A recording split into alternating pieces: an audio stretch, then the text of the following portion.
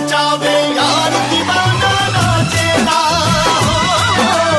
इश्क नचावे यार दीवाना नाचेला। सांवरे सुरतिया मोहनी मुरतिया बड़ा निक लागे उनके मीठी मीठी बतिया। मुस्की पे राजा के लोभा गईनी जैसन सोचले रही हम वैसन सखी रे बरपा गईनी जैसन सोचले रही हम वैसन सखी रे बरपा गईनी।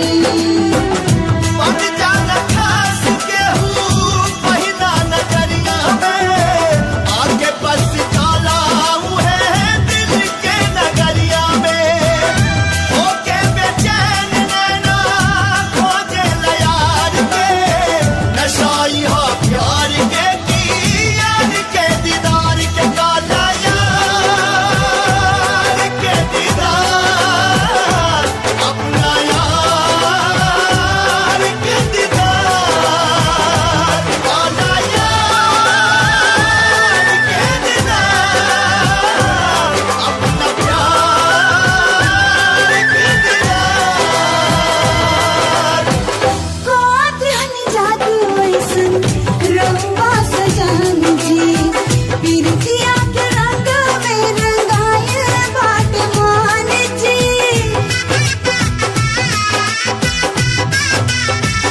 हाँ, कोदिहन जादू ऐसन रंगवा सजन जी, बिरतिया के रंग में रंगाए बाट मान जी।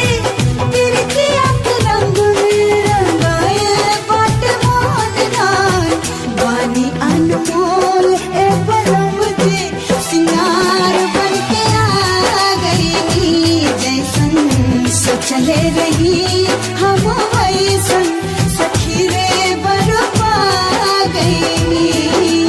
ओ